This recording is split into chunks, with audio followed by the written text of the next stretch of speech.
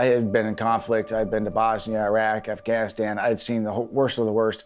I'd seen so much death and so much nastiness in third world countries, and I didn't see God as a positive light in my life. I just never thought any type of God would allow something so horrific to happen.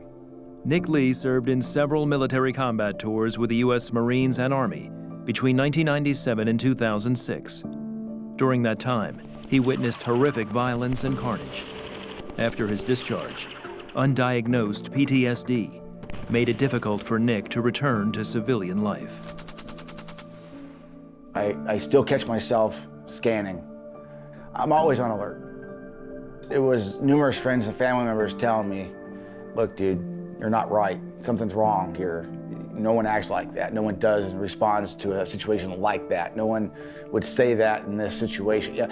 And I would dismiss it. In 2009, Nick married Fresca, the woman who'd had his son 12 years earlier.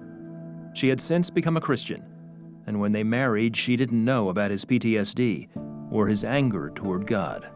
I wanted to find a man who also sought to live a godly life. I wanted a godly man. I put on a good show and put on a good smile and told her what she wanted to hear for quite some time. I wasn't a Christian still. We just butted heads with that. You know, this is how I believe, this is how you believe, let's just move forward, and it wasn't gonna happen. It caused a lot of dissension, a lot of frustrations with us. Their marriage quickly descended into chaos, and Nick's PTSD took its toll on their new family. There were times when he would just scream at our son, scream at me. And I didn't understand why. His reactions were just so strong and so explosive. I pushed her away more than anything. I did whatever I could to push her away. 8 years of what I consider a lot of times of hellish situations where no one around me could understand. Only God could understand what was going on. After 8 years of marriage, Fresca and Nick eventually divorced. Even though they were separated, Fresca continued to pray for Nick. I would write out these prayers and ask God to open his eyes, to save him. And Nick had been threatening his life, and even though I no longer wanted to be married to Nick, I would pray for his salvation. After the divorce, Nick drank excessively and was suicidal. Everything in my whole life was going down. And it was bad. I had been so mad at everything for so long. I had contemplated rope in the garage.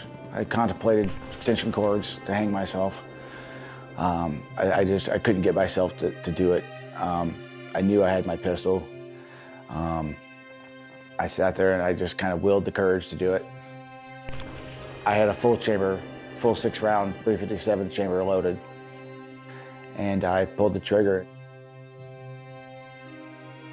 and it didn't go off. Nick collapsed to the floor, overwhelmed and unsure why the gun didn't go off. Then, he heard God speak to him. And I heard him speak to me as if we're having this conversation right now. He said, you must stop this. You need to stop the way you're living. You're going to die if you continue to live this way. Follow me. I just, right there, I started telling him everything I had done, why I hated him. And I sat there and I just repented everything I had done that I could think of at that moment. I was harboring all this hate for so long, and frustration and just angry. And it was just like it just went away. And I gave it all to him, and I said, you've got it. Nick surrendered his life to Jesus. The next week, Fresca agreed to meet with him to hear what happened. Immediately, I could see that this was not the same Nick. He was radiating a sense of peace, and he looked like 10 years younger. The tone in his voice was soft, was gentle. God had taken all of his pain and his anger and replaced it with joy and peace. I see things so much differently than I had before. And I know that if I can't control it, I'm not gonna try. It's up to him. He's got all the control. I mean, he knows what's going on. I don't. I just have to hope that, he shows me the right way. Nick and Fresca were remarried shortly after. Fresca says Nick is a different person since the night God spared his life. He would ask me to read the Bible with him, and that was just unheard of before. And it's a wonderful experience in church now. That's when I feel the closest to Nick. He's been there when I didn't really know he was for a long time.